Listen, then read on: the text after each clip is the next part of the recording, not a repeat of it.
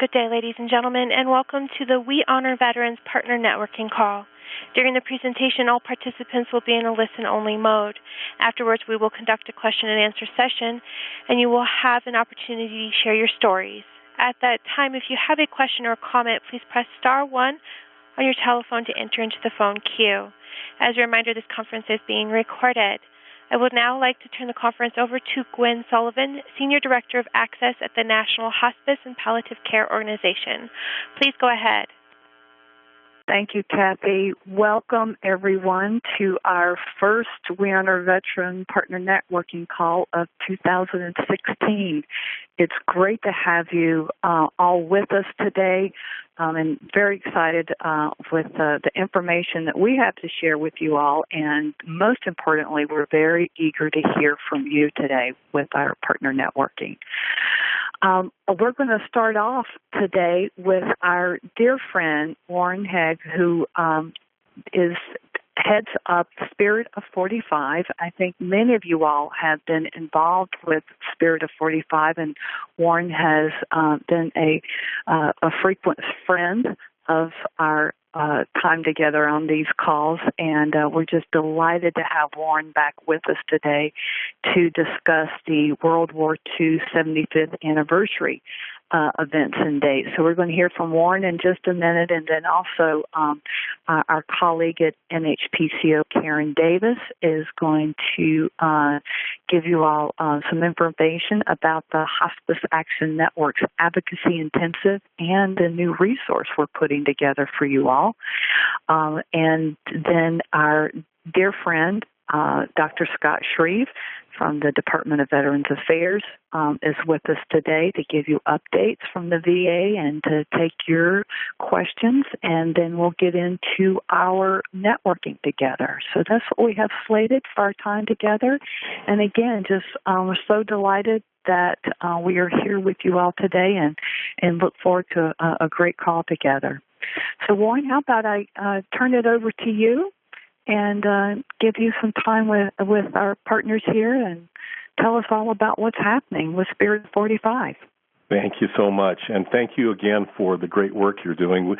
You know, the Spirit of 45 deals with the greatest generation, and as you know, a lot of them have been finding their way to hospice during the past few years that we've been working with you. And in fact, one of our very loyal Vietnam-era supporters, a gentleman who's very active, just passed away in hospice, and it made it so poignant and powerful for us to understand how We Honor Veterans really does have this last conversation with these folks, and that how important it is to energize the partnerships around the country, especially going forward now. Last year, we had a very successful 70th anniversary of the end of World War II. And the next 4 or 5 years are going to be several 75th anniversaries that the National Park Service and the DoD and other groups are formalizing. So Spirit of 45 has been asked to help network with our existing network of Spirit of 45 Day participants, those groups that have been helping with the National Day that occurs on the second weekend in August every year that Congress passed back in 2010. They've said, well, can you energize a nationwide conversation? This may be sort of the last hurrah. We only have about 700,000 of our 16 million World War II veterans still with us, and it means so much to the families and to them. So we're really pushing hard over the next 4 years. Actually, beginning this year, we had several things that we'd started with some of the groups like the Tuskegee Airmen, who celebrated their 75th anniversary this month. But the real beginning is on December 7th. That'll be the 75th anniversary of the beginning of the war.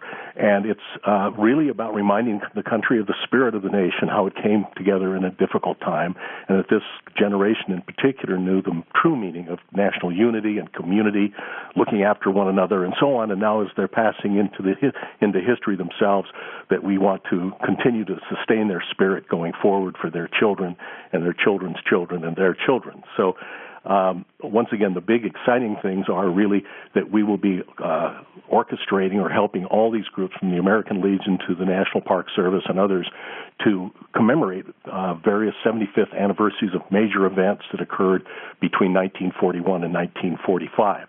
and there will be lots of information on the website, and we'll be sending out information through the network because in every state there are various groups that are mobilizing to do something, and we definitely want the hospice community to be involved in that, and We Honor Veterans is really the best vehicle for achieving that. As I said, it's a nationwide and actually an international experience because so many countries are also wanting to get involved in what we started with Spirit of 45 Day, because this is really a story about them too. So it's very timely. I wanted to stress one thing. In the past, we placed a lot of emphasis on the veterans themselves and their families, their spouses. But we're adding something different this year, really beginning with Pearl Harbor, which is a very direct significance to the hospice community, and that is the role of the nurses, the caregivers in World War II was never fully appreciated and recognized. So we are going to be mounting some programs to raise consciousness about the role that nurses played from Pearl Harbor all the way through and beyond, which again is an opportunity for the hospice community, which is made up in many respects. There's quite a few nurses in that community, a chance for them to be reminded and for the public to be reminded of the role that caregivers have always played and that continue to play in support of our veterans. So I'd like to leave a little bit of time for questions, Gwen, because we have a lot going on, and it's hard to compress it into a 3 to 5 minute conversation. I know. One thing coming up on Memorial Day, though, I would offer that Dignity Memorial, which is one of the major players in We Honor Veterans, is working with groups to collect as many of the photographs, the service photos of the veterans that serve, so it can be made into a national wall of honor that will actually be unveiled in Washington, D.C. in 2020. But at the state level, they'll be showing it off every year in August, and they're working on a system where the veterans partnerships can participate by asking if their patients might have, or the families might have, those photos, so that we try to get as many of those photos between now and 2020 as we possibly can, those who are living, those who have passed on. So that might be a very special opportunity for the hospice community. Great. Yeah, that was going to ask you one. Is there any, if you could say, if besides that, is there, one or two other things that you would suggest that the We Honor Veteran partners would do, either, on their own, through their own organization, or through their hospice veteran partnerships? What would that be?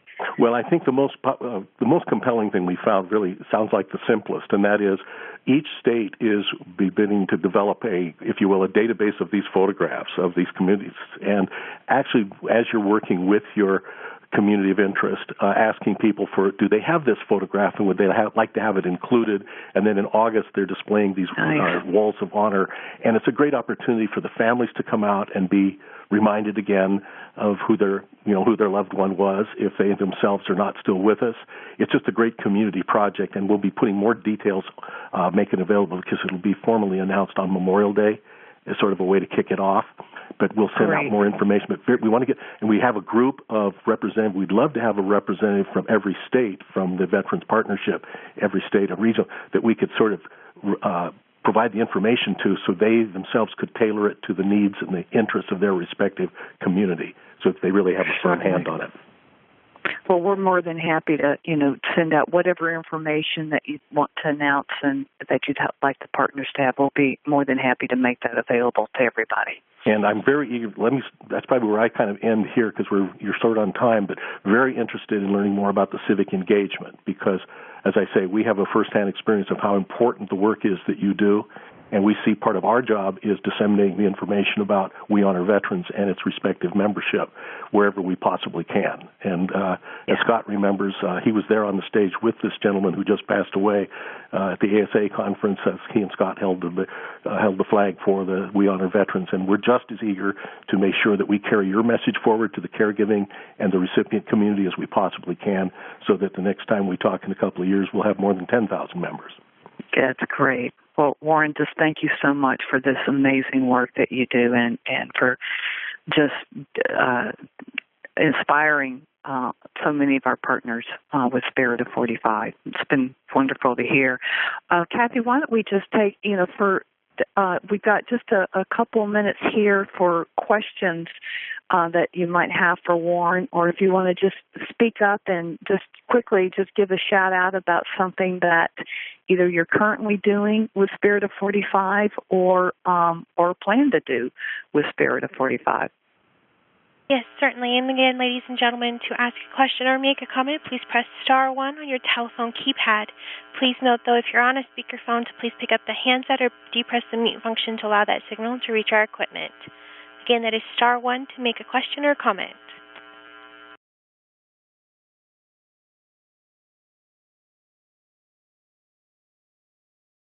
And again, it's star 1 for questions, and we'll go first to Cheryl Fitzgerald of Optimal Health Hospice Care. Hi. My question, I have only been with this organization a few months, and so I am trying to really get involved in this. And so I've reached out to the VA hospitals in our area, and so I need to know, and I just need to know, how do I get them to see the benefit of working with us? Because when I try to present it, what they say is, oh, they have VA benefits. And so they're not even seeing the hospice benefits. Is there something? What can I do? This is, what a great question this is.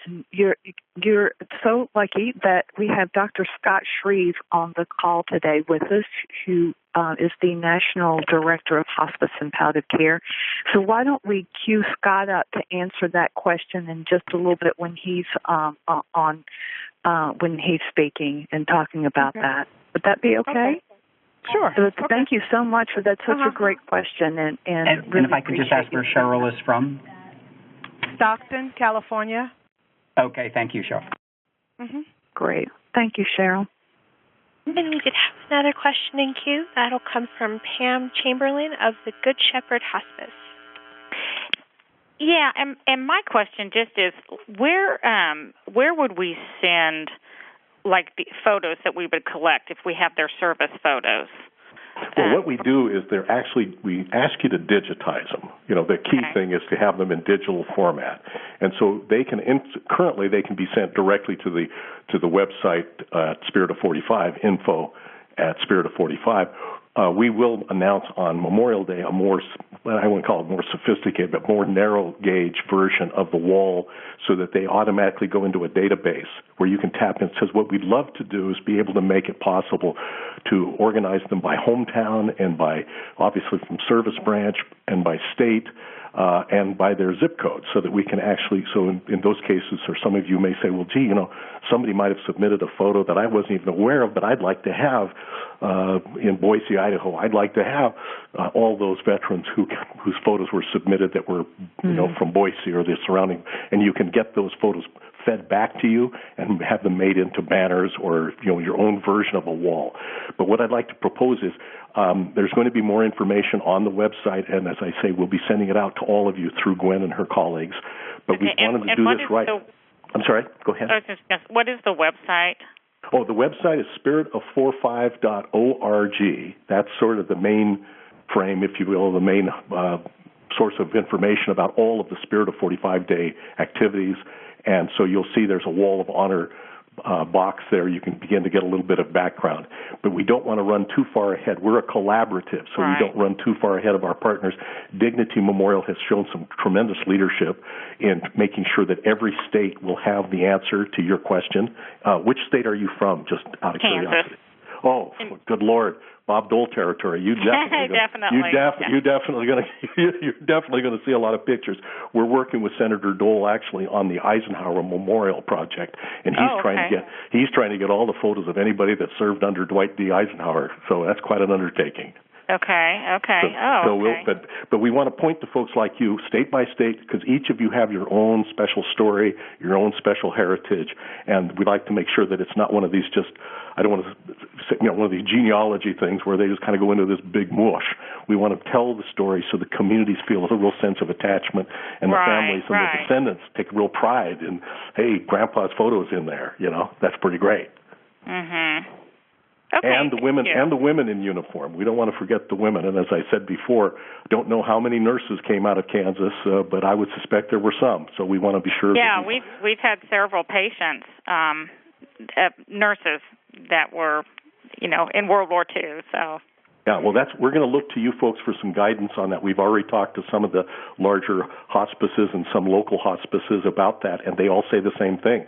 Hey, there are these women with these incredible stories that really resonate with today's nurses. Right. And, and remember, our logo is the sailor kissing the nurse. So we have a bias in favor of making sure the nurse's story is told. There were 70,000 Army nurses, as you know, and they should be recognized. Yeah, definitely. Okay, thank you. Thank you. Great. Yeah, great question. So it sounds like, Warren, it'd be best for folks to go ahead and start collecting this. Certainly, look up and get more information, and we'll send out more information. But, for them to actually submit it, it sounds like you're going to have a good system in place after Memorial Day for them to do the actual submission. In fact, we'd like to sort of test drive it with some of our colleagues in We Honor Veterans, those that have been very active, in various states like California and Rhode Island and Missouri. We'll sort of get some test driving between now and Memorial Day and then push it out, more nationally then. But as I said, we really want to find ways where they can tailor it to their local community story. So it's not just That's great. So many of these memorials, you see a name or a face, but where's the rest of the story? Great. Well, Kathy, do we have one? Let's take one more question here. Certainly. For comment. That question then will come from Kathy Jarman of Heartland Hospice Services. Great. Yeah, I just thought it would be very helpful if perhaps you had a one-page flyer or something that kind of talked just a little bit about the mission of what you're doing with these pictures, so that when I approach a family, it would give them a little bit of background information. That might be something you're going to roll out on Memorial Day, but that would be a really helpful. Absolutely. And we thought a toolkit where you had some choices, like you could download a PDF of something, or you can edit it to your personal needs for your group. We're working on that sort of an approach, but you're absolutely right. I also should mention before we move on is that there is a couple's story. A lot of folks the guy said, I don't want to do this without my wife. It's amazing. They said, when I came home, she was my person. She made everything happen. She was my reentry strategy. So is there anything for my wife? And she didn't serve in uniform, and she wasn't a Rosie, but by God, she saved my life. And we said, well, sure. So every year on August 14th, Walgreens shows in Times Square a montage of the wedding photos of the Greatest Generation. We'll send you information about that too, because the spouses sometimes feel a little left out sometimes, and this is a way in which they are involved because they too were a big part of this story. And as you know, the wives or the spouses were very often the front line of caregiving to these people right up to the end of their lives. Wonderful. Well, thank you. It sounds like we got some great resources coming down the pike to share with everybody. So, Warren, thank you so much for enlightening us again today, and we look forward to continuing our adventure together for sure. Thank you. So we're going to switch over here for those that have questions about Spirit of 45 or want to chime in, about some of the great work you've been doing around that effort. We'll certainly have plenty of time here in just a little bit for more folks to speak up about that.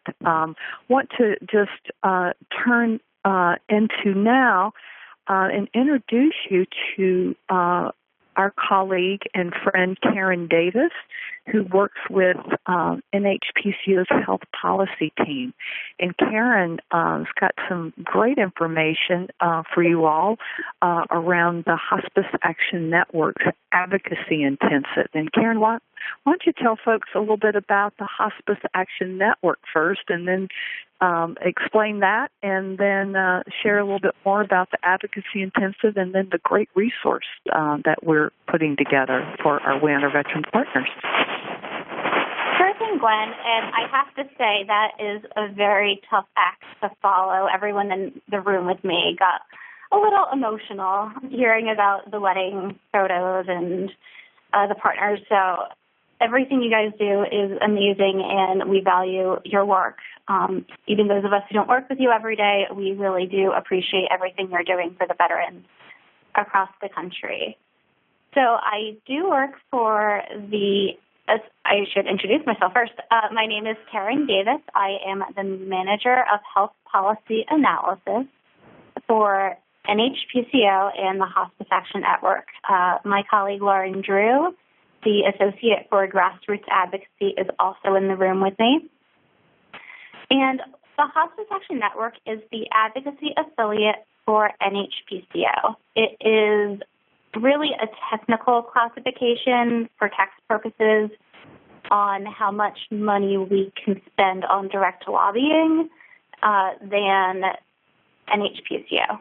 So we have a team of bipartisan lobbyists that help our Vice President of Public Policy and Jonathan Kaiserling go to Capitol Hill and meet with congressional staff. They meet with CMS, the Congressional Budget Office, and other agencies around town. And that's really the main difference. We're all paid by NHPCO. We're all NHPCO employees. The Hospice Action Network, or HAN, as I might call it, is just a technical classification. It has a separate board of directors overseeing its activities, but it works very closely with NHPCO. So the Advocacy Intensive, some of you may have heard of it, some of you may have even come to it. We are in our 5th year. It is going to be held on July 18th and 19th this year in Washington, D.C., at the Hyatt Regency on Capitol Hill, so only about 2 blocks from the Senate office building. And this event, it started off very differently than other Hill days that NHPCO had before. We really focus on bringing the frontline care team, the social workers, the nurses, CNAs. We've had an uptick in clergy recently the past couple years, and we find that the stories that all of those individuals have from working in hospice resonate so much more with Capitol Hill staff and with members of Congress than a CEO who may be incredibly articulate but can talk a lot more about the margins and the operations side of things and less about the patient care. So we really look for programs from across the country. You will be receiving emails from us shortly to send someone that they feel could tell the story of hospice very eloquently. They may never have done anything like this before, and that's perfectly okay. We spend the entire first morning training them. We give them opportunities to practice their stories throughout the day. And we also have educational sessions, one of which this year is called Engaging Members of Congress Through We Honor Veterans. And that has been a very successful partnership over the past few years of engaging members of Congress through pinning ceremonies and other events that you may be holding at your hospice to have that the community level. And you may find the member of Congress stays a little bit longer, wants to talk to some of the patients a little bit more, and may hang around a little bit longer than just a general site visit or an in-district visit at their office. So we find that has built a lot of bridges for us in the hospice community. So we will be offering one of our educational sessions with the help of Glenn and Catherine and maybe someone they recommend who's on this call to teach others how they can do this with respect to the veterans and their needs and their desires, but to show the members of Congress back home how you serve veterans in your community.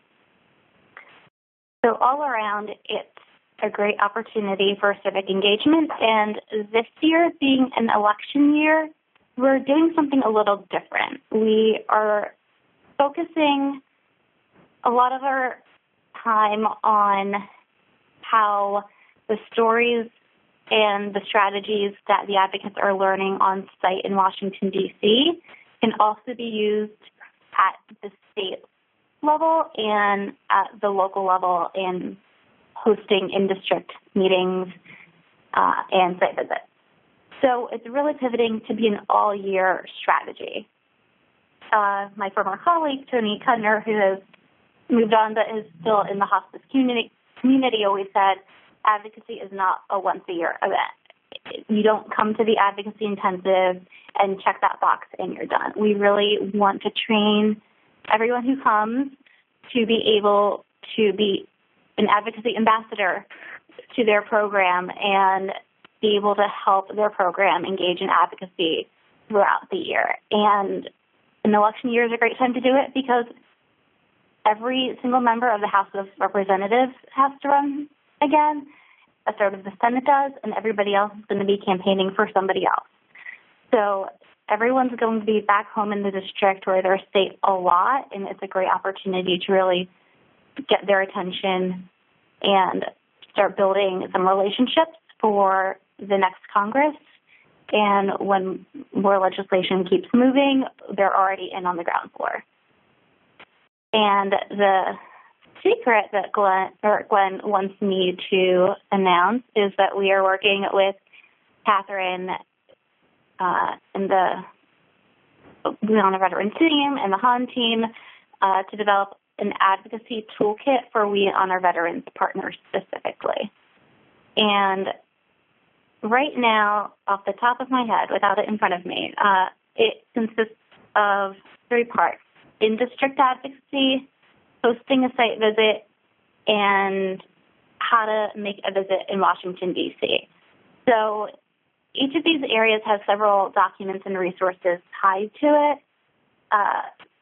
They include letters to the editor, how to write a press release, how to request an appointment, and we also have some digital resources, some recordings that Tony and Rebecca Trout had for the We Honor Veterans team, I think a year or 2 ago, and another how to host a great site visit from one of our friends over at the Public Affairs Council that she held with Tony and Amanda Bowe from NHPCO. So those will all be included. I don't want to take up too much more time, so if you have any questions about either the advocacy intensive or the toolkit, anything you would like to see in the toolkit that would be helpful for your program, please email me at kdavis@nhpco.org, or you can email Glenn or Catherine or Cozy, and they will be able to direct your emails to me and Lauren. Karen, thank you so much. Why don't you tell folks, give folks your website URL? Sure. Our website is Hospice Action Network. So there are 2 N's back to back. It looks funny. Trust it, it's okay. So hospiceactionnetwork.org. And the URL to get to information about the advocacy intensive is that website /intensive. Great. And registration will open April 21st at MLC. We will be sending out a big email to all members on the 25th, but if you're in our advocacy database or would like to sign up for our advocacy database, you can do that on our website, and you will get an email on the 21st notifying you that registration is now open. And please, if you're a nurse and want to come, start thinking about it. And if you're not, but you have some people in mind, please start thinking about someone you would be able to send. And and Lauren's telling me, and it's a free event. You only need to pay for the hotel stay, which is at a discounted rate, and your travel. And we do have some scholarships available for if you come from a special district or Alaska or Hawaii. a state that we may have a key member of Congress in, but can't afford the flight or travel, we may be able to underwrite some of that, and that is courtesy of Hospice Pharmacy Solutions. Outcome Resources has merged with that company. Outcome Resources has supported us for now the 4th year, and we also have Kinzer Software is supporting us for the first time. So we're very thankful for them, as well as to help us get caregivers out to D.C. to learn how to advocate, to practice it on Capitol Hill, and to go back into the communities and do it throughout the year. This is fantastic. Karen, thank you so much. This is really an extraordinary opportunity, this whole advocacy intensive. And beyond the advocacy intensive, you know, Karen and her teammate, Lauren Drew, are available to help you all year-round at any point in time when you have a desire or have an opportunity to engage your members of Congress in your community. These gals will help you and kind of walk through the steps of how to maximize that opportunity for you all. So just feel free to email us at veterans, at our veterans@nhpco.org email, and we will make sure to get you all connected to Karen and Lauren and have their assistance. And then the intensive advocacy intensive is just an extraordinary opportunity, being in D.C., being on the Hill, being with your members of Congress, and being with other of your peers across the country. It's just a wonderful time, and the fact that We Honor Veterans is going to have a special inclusion and a new resource kit for you all that will be launched there is just kind of the bonus on top of it all. So again, thank you, gals, for your great work, and we look forward to continuing our great collaboration together with you all. So let's turn over Dr. Scott Shreve. We appreciate you taking the time with your busy schedule and running the VA, all hospice and care at the VA, to be with us today, and wanted you to have some time just to give folks some updates from the VA and then take some questions from the partners here. That sounds great. Thank you very much, Gwen. And I want to address Cheryl's question, but something very exciting came across my desk, and I just wanted to put it out to the group and see what your thoughts are. And maybe many of you know about it. I just heard about it yesterday, and it's called the Commemorative Partner Program. And this is passed by Congress, and it is to a program, and I really took Warren's comments earlier on this call about not only recognizing the veterans, but the family members that really are the life support in so many ways for veterans.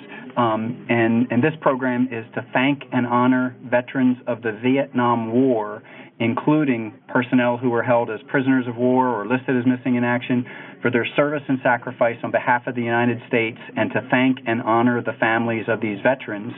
And I just sent Gwen some of the materials this morning, and I think we can disseminate them much more broadly. But wow, I thought it looked like a wonderful kind of medallion and pin, and they talked about pinning ceremonies.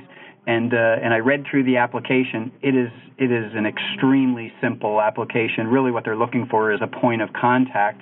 And then you have to make this commitment to hold 2 events to honor veterans in the next each year for the next 3 years. I bet everybody on this call is doing probably on the order of 2 events, likely per month. I mean, I just think that's such a minimal threshold for what you're probably already doing. So I'm gonna list a URL now on the phone, but I'm pretty sure that Gwen and others we can post that on the website and make others aware of it. But it's the Vietnam War 50th VietnamWar50th.com, no spaces, so VietnamWar50th.com, and just an amazing amount of material that's right there. And all I could think of was we've been doing pinning ceremonies for the better part of a decade, saying thank you for your service, and this is I just think a wonderful way that the federal government has moved forward in really I think they took a lesson out of our playbook of the only thing you have to do for these pinning ceremonies is make sure the words "A grateful nation thanks you for your service." They're the words that have. That's the threshold of what has to be performed at these ceremonies, and I'm sure you can do a lot more. But maybe, I don't know, Gwen, do you think, should we open up for any questions about that, or you want to just let that go in the URL and let people digest it a little bit? Yeah, let's let folks digest it a little bit, and certainly I know there's probably going to be more questions. Is there anything else, from as far as updates from the VA? Sure. That these folks should know about. Concurrent care is always an ongoing issue. From the Department of Veterans Affairs perspective, an enrolled veteran should have access to their entire VA benefits package. Where that may present challenges is when a dually eligible veteran is using their Medicare hospice benefit and then follows up with a VA provider of some sort who offers, let's say, palliative radiation or perhaps a somewhat expensive cancer chemotherapeutic agent like erlotinib, which can be taken pretty late in the course of disease, but yet is relatively non-toxic and oral and such. And so there have been reports of community hospices, saying, we can't let you get that care from your VA, even though you are an enrolled veteran, and that's part of your veterans benefits package. And I want to be upfront with everyone on this call that I really would like veterans to have access to their full VA benefits, and if they have Medicare, to their full Medicare hospice benefits, and avoid any duplication of services. So we're continuing to push for that. We've been in communication with Department of Health and Human Services and people in the Medicare hospice reimbursement section, and I will, you'll hear the cheers from my office if we are able to get some ability to provide concurrent care that does not require congressional input, and we do have some regulatory options on how to do this. So and the only other point I'll make about that before opening it up, if anybody has any questions, is that in the journal Cancer, Vince Moore, M-O-R, was the principal investigator. He examined the use of concurrent care among veterans, and it's growing. So I want to applaud the organizations that are figuring out ways to make this happen, despite the legislative and complex organizational challenges in doing that. So I'll just take a brief pause there if there's any questions, and then I want to be sure to address Cheryl's question, because I think I heard enough of it that I might be able to help get Cheryl connected. Certainly. And again, ladies and gentlemen, that is *1 to ask a question. We'll pause again for just a moment. And again, that is *1 for questions. And we'll go to Christine Berkey of Cascade Health Solutions Hospice. Hi, Christine. Hi. I'm out here in Eugene, Oregon. Nice. And we just started our recruitment phase and are working on level 1, and I am having an extreme difficult time trying to get a connection with the VA. Wow. What's your closest VA medical center? So Eugene just opened in January, and Portland and Roseburg are the two VA hospitals in the state. And so I have been given approximately 10 different names of the VA contact for We Honor Veterans, and not one of them is taking ownership. Yeah, and I think this sounds similar to Cheryl's question. I wanted to share a couple of things that, you said Eugene just opened. There's Their clinic, yes. Right, it's a clinic, and I just want to be clear that we do not have as much of a hospice palliative care presence at every VA clinic. There's on the order of 150 medical centers, and we have an interdisciplinary palliative care team at every medical center. And in Oregon, and I was out at your the national or the state hospice meeting a couple years back, and boy, I wish I could remember your director's name of the State Hospice Association, and she opened the talk by saying, you will all become members of the We Honor Veterans program, which I thought was wonderful. And I just share with you, you have one of the strongest regional palliative care program managers in the VA in your backyard. And that's Ryan Weller. And I've already talked with Ryan. Yeah. And doesn't get any better, so...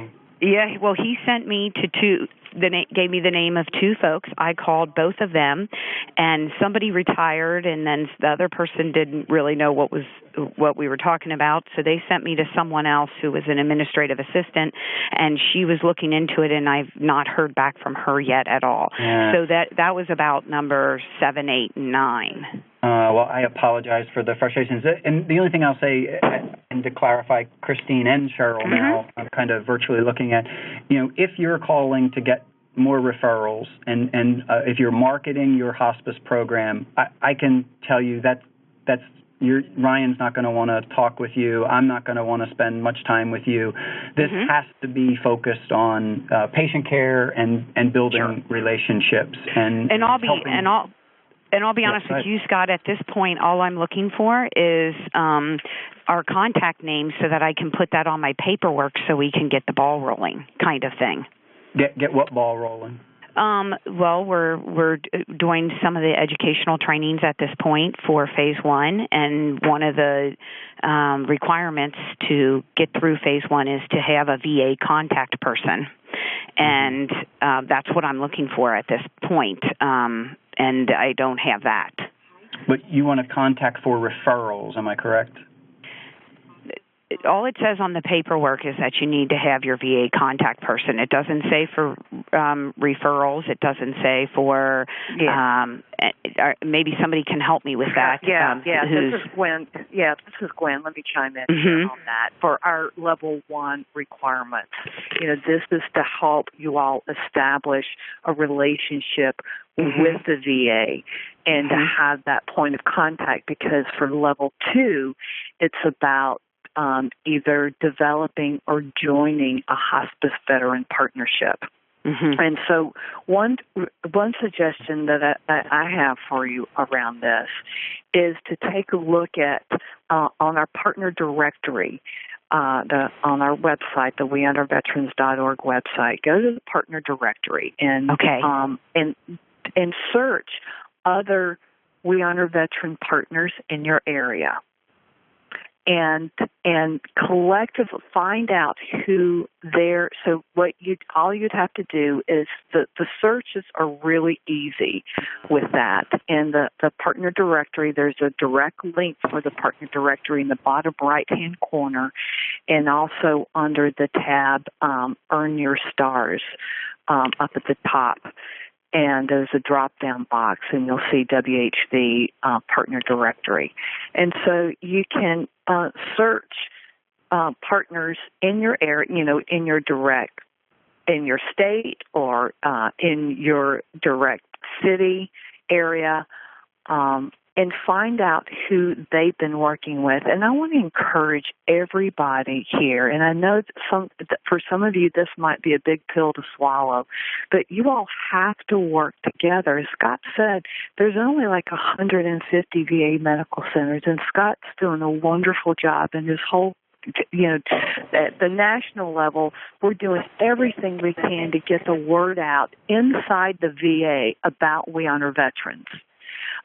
We Honor Veterans, is a program, of NHPCO in collaboration with the Department of VA.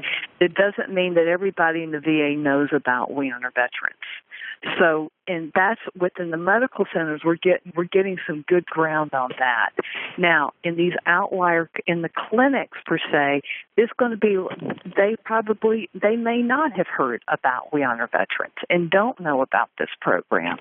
So if you all can collectively work together in your community, and that's what this whole partnership thing is about. It's not just with the VA, it's also with each other.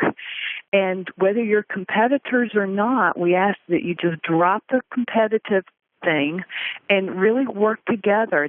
And to provide the best coordinated and seamless care possible for veterans and their families. And so if you can find out who some of the other partners have been working, who their contacts are, because I bet there's some that have had that might be, level 2, level 3, or level 4s in your surrounding area, and find out who they've been working with, and then go and collectively go and work with that contact person, if that makes sense. Yes, that's helpful because I wasn't aware that the VAs weren't, had all the information about this program. Yeah. I mean, it's easy to assume that, and like I said, we're doing everything we can to get the word out in the message, and Scott can tell you a little bit more about how we do that inside the VA. But definitely, you all are going to get a lot more mileage for your relationship and establishing contacts and relationships with the VA if you do this collectively together versus 10 different hospices going in separately. Great. I agree completely. Thank you for that help. Yeah. Thanks, Christine. Thank you. And I hope that helps with Cheryl's question too, Scott. Oh, I definitely agree. Yeah, definitely agree. And I was just going to say, I had a feeling with Cheryl's question. She's from Stockton, and I just did the quick Google search there. It looks like about 50 minutes or so from Palo Alto, and I can assure Cheryl that there is a very active palliative care program at Palo Alto, and many people who are working with community programs there, large outpatient palliative care. I just think we probably need to get her, if you will, out of a clinic setting where they may not be as familiar with We Honor Veterans and right. make some connections at the medical center or with other We Honor Veterans partners. Absolutely. And you all, please, everybody just get on that partner directory. Find out who else is, both hospice partners and community partners that are right around you, and see how you all can work together and collaborate even more so together in the spirit of really honoring these veterans. And we'll move on to our next question from Kathy Jarman of Heartland Hospice Services. Hi, Kathy. And I just wanted to make an encouraging comment on the commemorative partner program for the Vietnam 50th. We've become a partner that it has been extraordinary. It is so easy to get on the website to become a partner. They send you a huge flag, a certificate, and then for every single veteran, you can get a pin and a declaration that we give out to everyone. They have bumper stickers, and this is all free of charge. That you just put it in order, and they will send it to you. So you can get these pins and do individual pinnings that you might normally do, but have this extra special commemorative declaration for the Vietnam vets. So I so encourage people to go on there and do it. It's been fantastic. Thank you. Oh, I'm so glad you called, Kathy, and we couldn't have planned it better to have you to dial in there. And I'll just share, maybe the rest of you are seeing this. I've been taking care of veterans at end of life for a number of years, and on our unit now, we have, I'm just estimating, I'll bet it's a third, maybe even a half of the patients are Vietnam era, and that's very different than 5 or 10 years ago.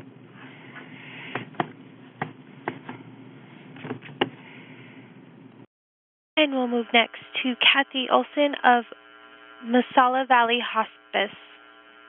Hi, Dr. Shreve. I was just calling to see if there was any update on the No Veteran Dies Alone toolkit yet. Yeah, I'm smiling. You should ask. I'm smiling. Go ahead, Gwen.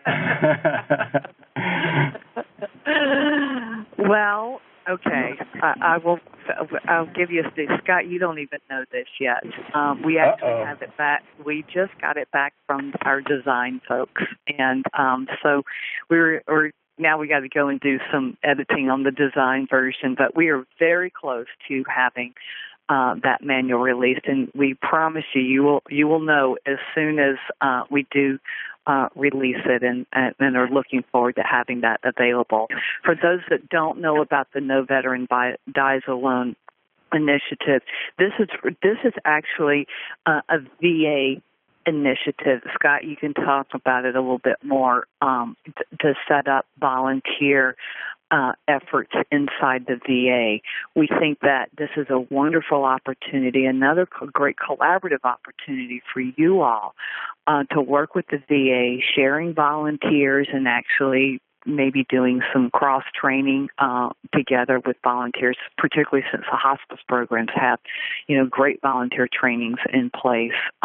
So this I think will also serve purpose. Everybody will get something out of this volunteer manual. I agree completely, and I think this kind of, I'll call it bubbled up, if you will, from our partnering together, NHPCO and Department of Veterans Affairs, in the sense that we learned pretty early on that when you had a veteran at the bedside of a dying veteran, wow, that just had a power that I'm not a veteran, and I think many of us really are just so grateful for these volunteer veterans coming in, and the No Veteran Dies Alone program is wonderful. If you Google CBS News and No Veteran Dies Alone, you'll get a wonderful video clip from San Francisco. The Chicago Tribune just a couple of weeks ago ran a great piece on No Veteran Dies Alone, working with the I think it was North Chicago. I hope I have the right VA there, but one of the Chicago VAs, Jolene Renda and group there did just a great job at working with the Chicago Tribune.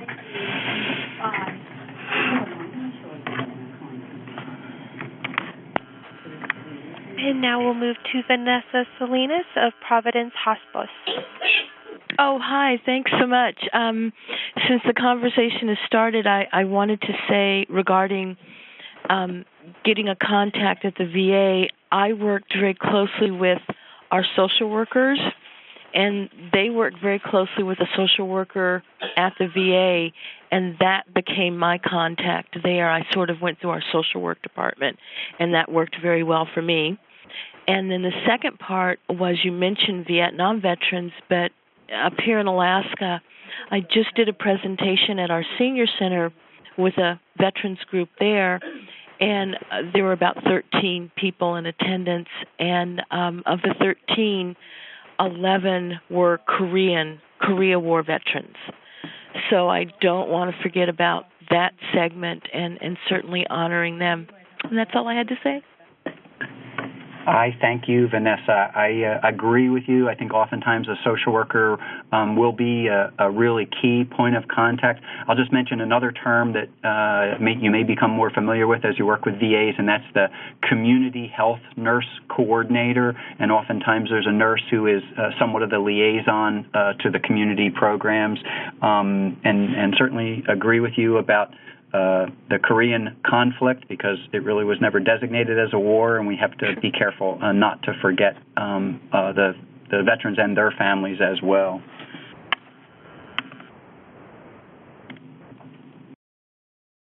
And next we'll move to Lorraine DeSimone of Amadeus Hospice. Hi. Hey, Lorraine. I just wanted to know what Karen was talking about, the flags and the pins. Is there a website we could look everything up? Which website? Because you mentioned quite a few. I think maybe the easiest way, Gwen, is just you tell me what the easiest way is, Gwen. I'm happy to read it off again, but you tell me what would be best. Yeah, go ahead and read it off again, and we will have all this information in our notes, our call notes today, and then we'll also highlight it on the website, because this is just a great resource. We'll put it under our We Honor Veteran Partner resources. And that was www.vavs.org. VietnamWar50th.com, and there's no spaces, so it's VietnamWar50th.com. And I'm so delighted that I think it was Kathy who called in, and I agree. And I haven't gotten my packet yet for being a partner, but boy, the pictures just are impressive, and they give a fact sheet about Vietnam era veterans, and I really like it that they're including families in this. I think Warren said that well earlier. So wonderful, thank you. And next we'll go to Julie Cody of Heat to the Heart Hospice of Detroit. Hi, thank you for taking my call. We are Heart to Heart Hospice in Detroit, and in regard to No Veteran Dies Alone, we've been working with the VA for about the last year, and last Thursday on March 24, we, along with our local furniture guru, Art Van Furniture, we have redone the family room on the hospice wing at the VA in Detroit. And we had a wonderful ceremony there with Debbie Dingle, who is the wife of John Dingle, who has served, that's who the VA is named after in Detroit. We had about 40 people show up, and this is a wonderful respite room for families who come to see their loved ones on the hospice floor if they want to take a break, take a nap, have a cup of coffee, write, read a book, whatever. And they did a beautiful job. So that room is now open. Also, the people that, if this helps any of the listeners, my contact there, besides a social worker, has been the head of the VA volunteers.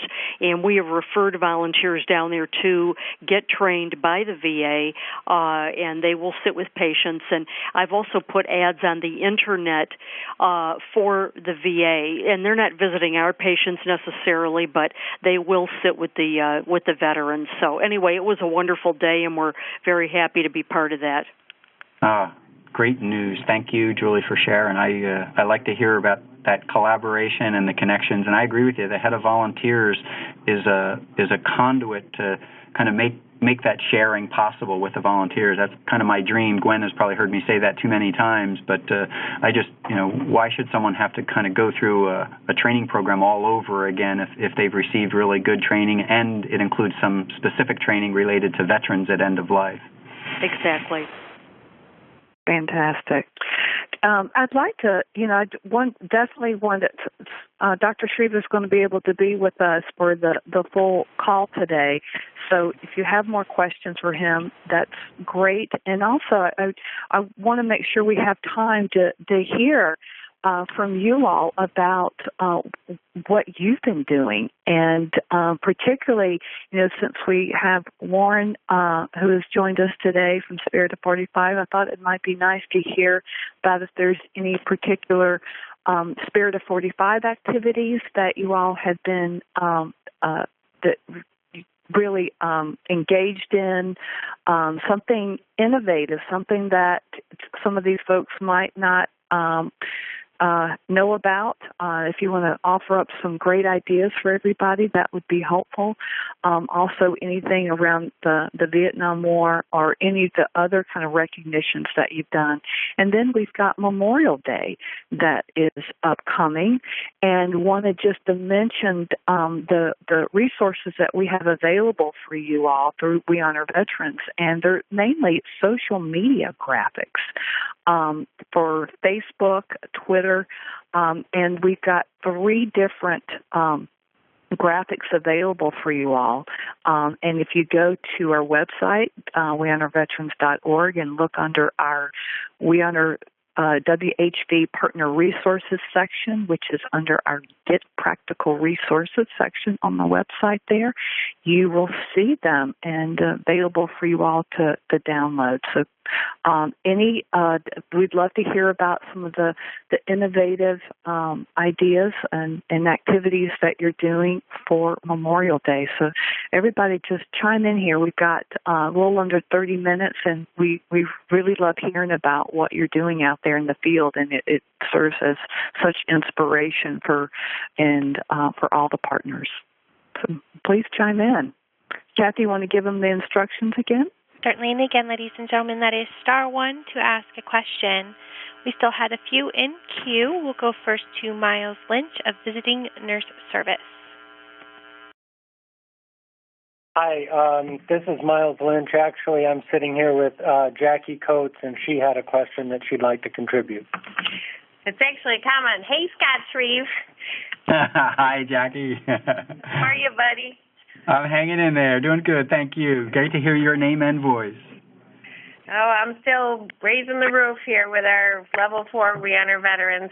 As I know, Scott, from my many years of working at the VA, one of the other possible contacts is certainly the Advanced Illness Care Coordinator. I'm not sure, Scott, maybe you can answer this, if all the major VA hospitals have that position, but that has been our biggest contact for our veterans, but also the social worker that works alongside that position. And we have a very open access relationship with our local VA. That position, as you probably know, is more has really more of a Vision 2 phenomenon.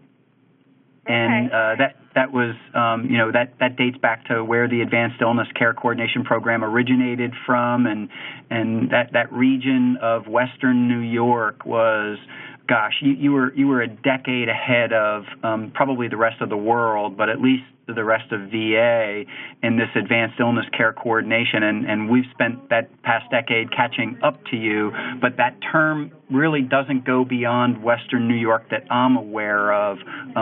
So I think that may be more specific to that area. And now Vision 2 and 3 have combined, so I don't know whether that will spill over into New York City or not. Right. And the person that was speaking earlier about their frustration with talking to the CBOCs, the community clinics, it is a struggle even for us, even though ours are affiliated with Canandaigua VA. So as you mentioned with the Palo Alto situation, I think going right to the source at the major hospital, they're probably going to have a lot better opportunity to find someone that may know a little bit more about the We Honor Veterans and start more activities. We've now got a very active hospice veteran partnership that I help restart that actually involves 8 counties right now.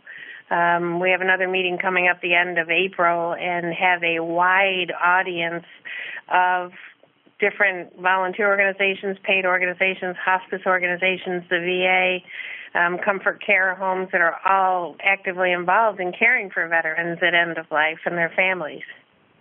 Nice. And I'll just tag on to that. And it was, I'm looking at my notes. Oh, Christine and Cheryl, if they knew about a hospice veteran partnership that was in their area, going to a meeting, maybe even just quarterly, they would likely get to know the VA people. They would get to know how other community hospices are interacting with the VA. They'd get to share some of the educational programs, which we always look. Chris Cody and I are always looking for ways to share this training beyond our VA walls, like giving away, the ELNIC for Veterans curriculum, which we're in the process of updating. Since we used your tax dollars to update it, it's in the public domain. So that will be on the We Honor Veterans website probably before the end of the year. So anyway, I think you said it well, and I just wanted to add, you reminded me that VA policy was just released within this last year that actually acknowledged that VA staff should be given some time to participate in these community activities, and so that's percolating throughout the system, but I doubt it's universal yet.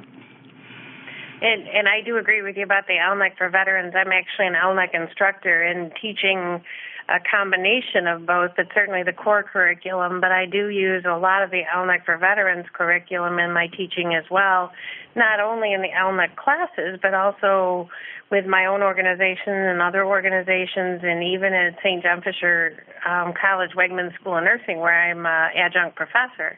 So I include all of that, and they have a very strong veterans program there on campus. So it's segued nice together to increase everyone's knowledge and education about care for veterans, especially at end of life.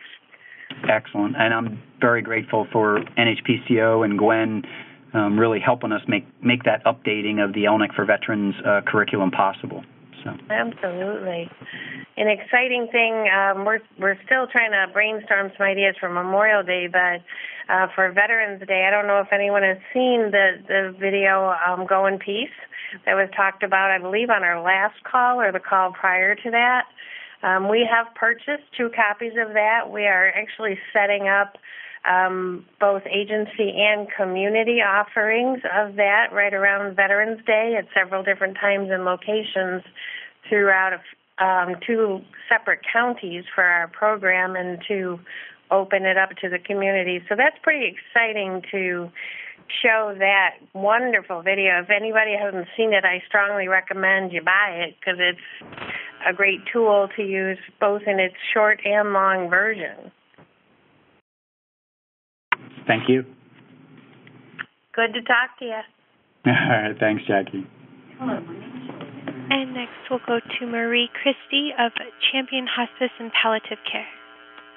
Hi, it's Marie Christie with Companion Hospice and Palliative Care in California, and just wanted to share a little story that happened with us.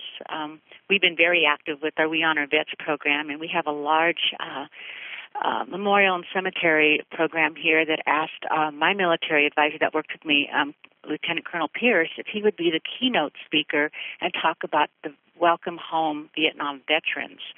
And it was a wonderful ceremony, and what has happened is that the coroners will release Vietnam veterans who are homeless, and they have a burial. And we were, because of the We Honor Vets program, asked to be and to talk about end-of-life care for these veterans through the homeless programs also.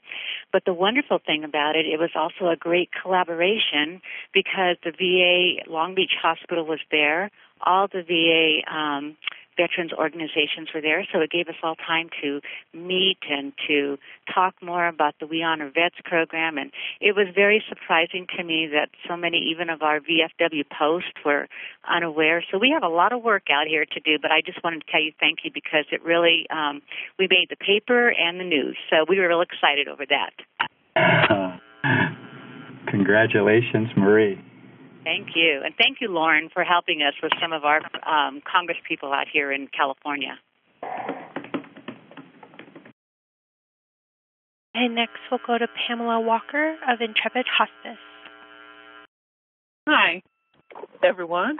I just wanted to share a little bit of what we did with our Veterans Day program for We Honor Veterans. A working thing for us is trying to connect the past with the present. And so we used one of our facilities. We pinned about 125 vets and their wives, and we invited the commanding officer of the USS Ford, which is the newest, most forward deployed aircraft in the world, and they were really impressed with that connection and them being able to talk with him and him to share a little bit about what was going on in today's Navy. And so that's kind of a salient theme for us throughout with connecting the active duty people with those who have retired or have served in some capacity. We also invited some of the younger members of our military, and they actually did the pinning. And so it was just a tremendous event, and I think it adds something special to it when we have our active duty there serving those who have served before.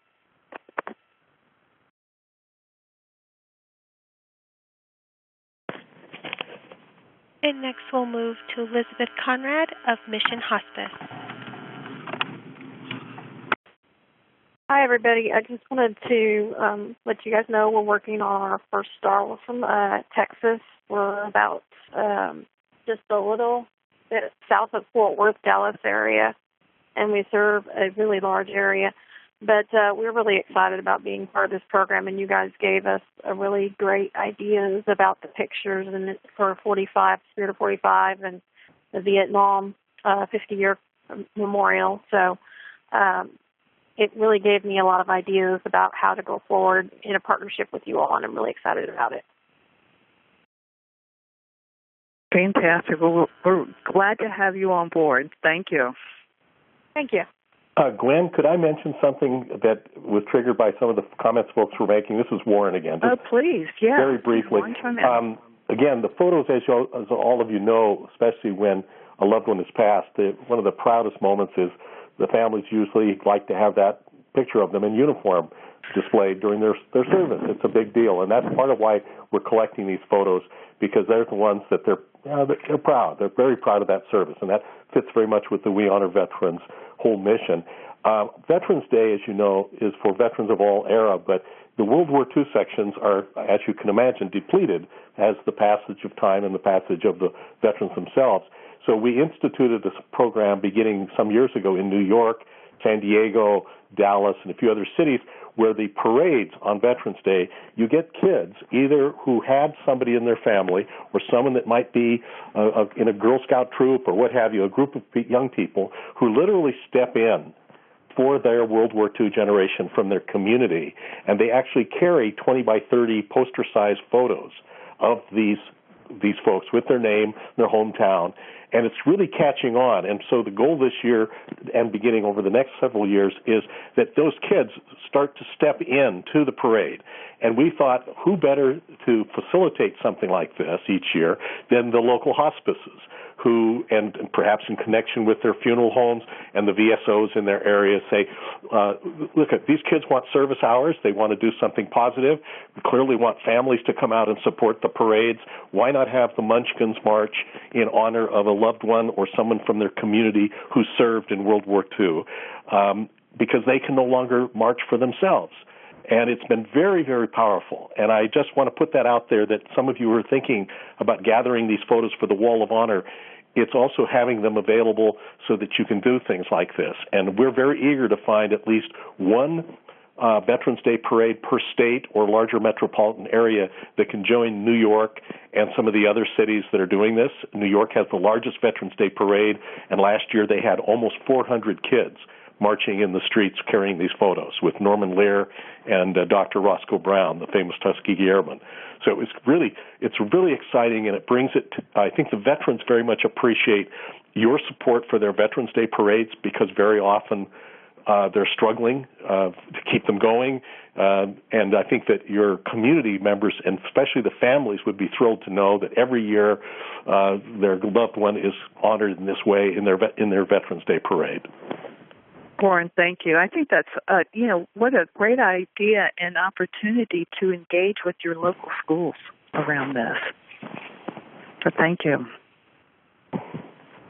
Kathy, who's next? And next we'll go to Carrie Case of Amidas Hospice of Roseburg.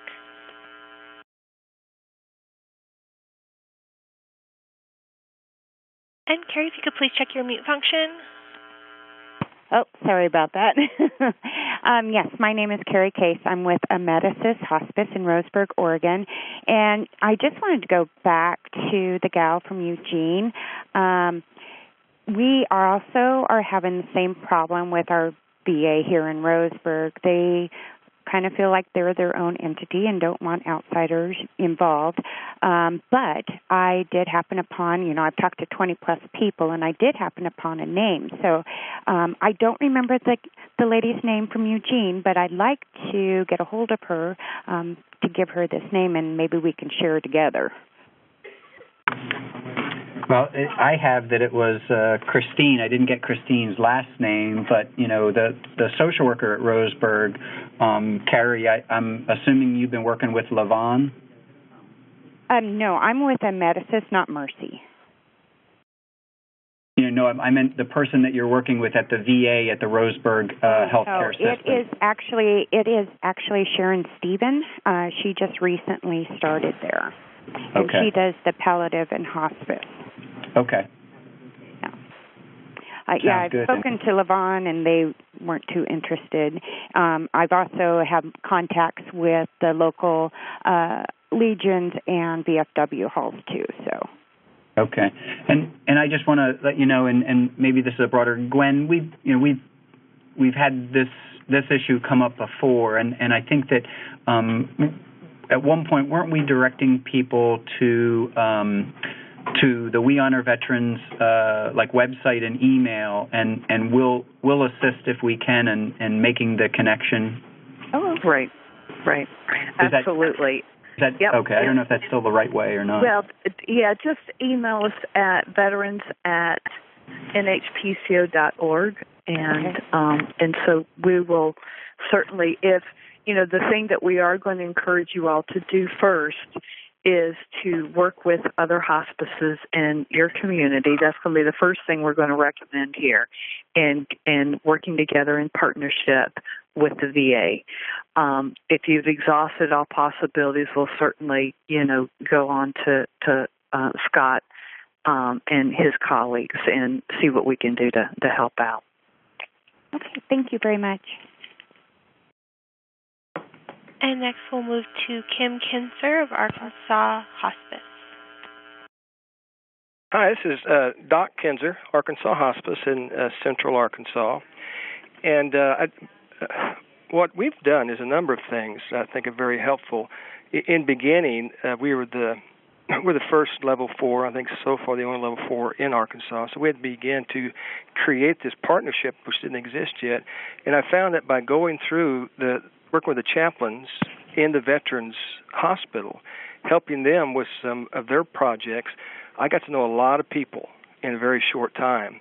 And we very quickly, within a few months, had a fully formed partnership, including people from the VA and from the NHPCO and from the Arkansas Hospice and Palliative Care Association, too. So we've got a very strong group now. But it began by finding someone in the VA, like a chaplain, working with them in some of their chaplain clergy programs. Got the foot in the door. The other thing that I've done is I work with Veterans Outreach Ministry, and that is a place where they have accredited agents, claims agents, and by volunteering there, I got the training, and finally I stayed there long enough, I was able to go take the test from the General Counsel's office, became accredited myself, so I can actually work with patients and get their benefits firsthand. And so in that way, I'm meeting more and more people just by getting involved in a lot of the VA activities. I find there's quite a few things we can do. We just got to keep turning rocks over or leaves. Doc, thank you so much. You all really have really amped up a lot of your efforts and activities, and we're just so appreciative of the partnership spirit that you've really championed in Arkansas. So thank you so much for that. Well, while we're talking about partnerships here, I do want to just give a highlight to last year. One of our webinars. Each year we actually sponsor a webinar for folks to attend, and our webinar last year was on building VA community partnership strategies for success, and that is on our website, available for you all to download, listen to the recording. We've got the PowerPoint there. So if you go to our website, wehonorveterans.org, and look on the home page, there's a button on the right-hand side called Education Offerings. Click on that and then go to Webinars, and you'll see it's right at the top of the page there. So I encourage you all to access that at no charge there. And then we've also got more information on the website about hospice veteran partnerships. So take advantage of those resources as well.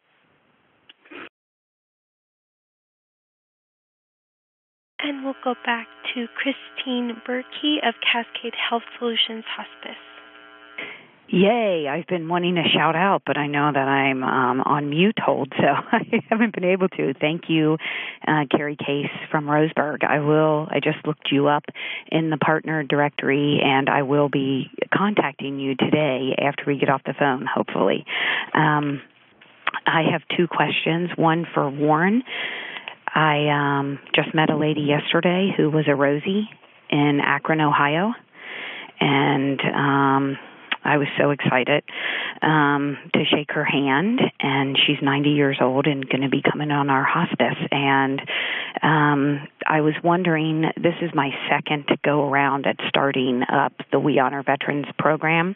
I worked for another hospice in Montana that I helped to get them started through phase 1 and level 1, and we took great use of those certificates and the pins to give to the veterans and honor them in a small ceremony. And I was wondering if there were any of those type of certificates for Rosie's, and if you are looking for photos for them also. Wow, what a great idea. Your timing couldn't be better. As you know, this is National Women's History Month.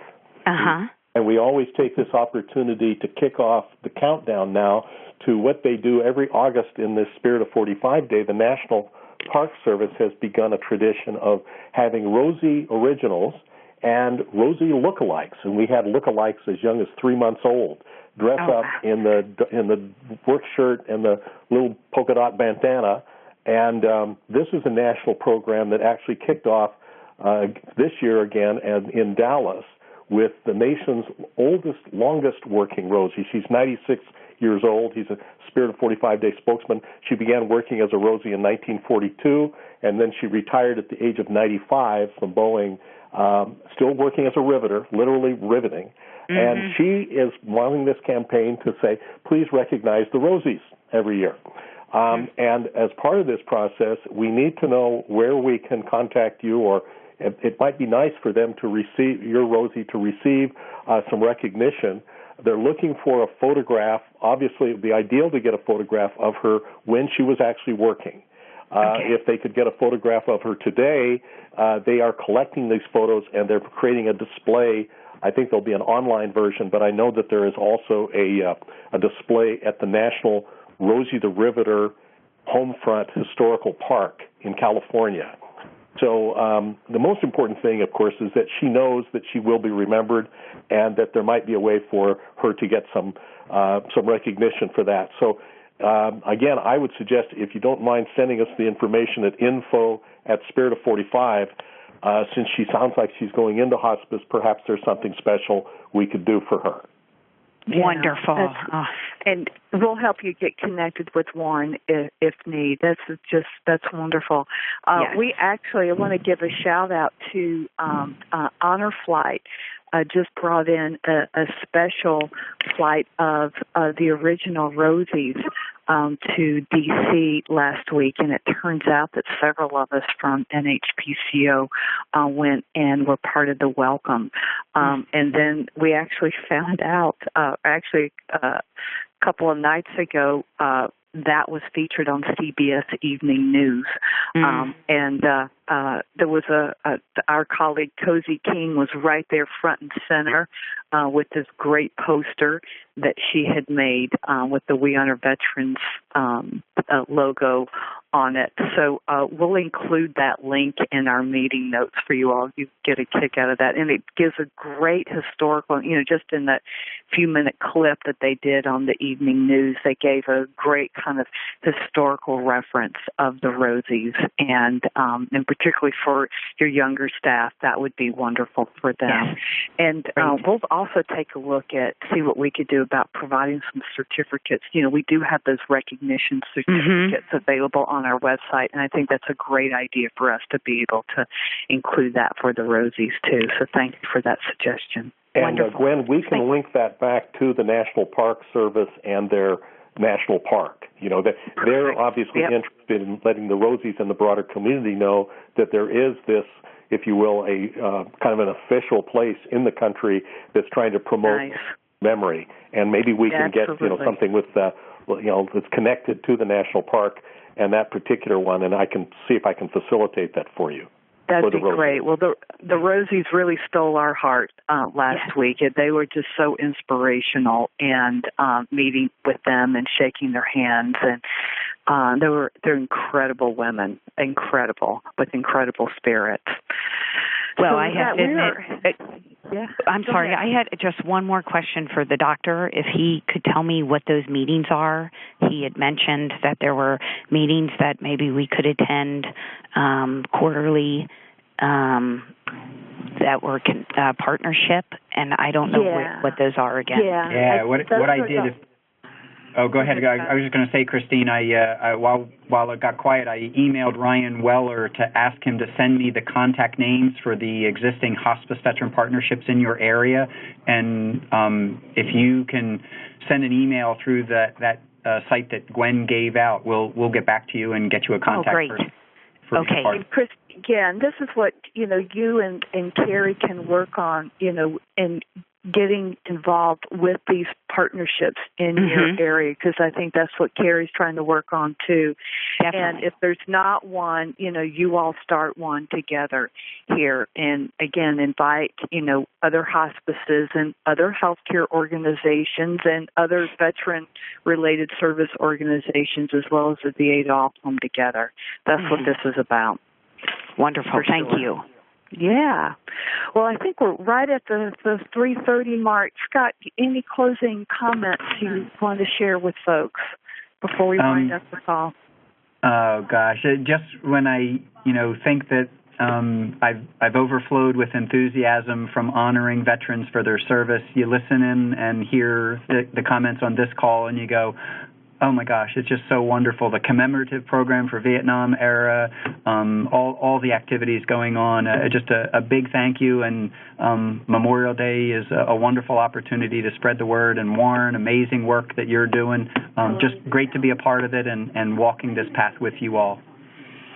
Scott, thank you so much. And I want to give, in closing out, I actually want to give a big shout out to our newest community partner, Amedisys Home Care. Many of our hospices, Amedisys hospices, We Honor Veteran hospice partners, and Amedisys is now signed on in the Northeast region of the country. They're home care providers, and we are so excited about having this program really swim upstream now into the home care arena, and want to welcome our Amedisys home community partners. So thank you for being a part of this, and thank you all for being, this time always flies by. I think we could just go on for another 2 hours so easily, and wish we had more time with you. But thank you for taking out your afternoon or to be with us, and we look forward to our next networking call, which we'll schedule in 3 months. Okay? So take care, everyone, and happy spring, and we look forward to reconnecting with you soon. And with that, ladies and gentlemen, that does conclude today's call. We'd like to thank you again for your participation. You may now disconnect.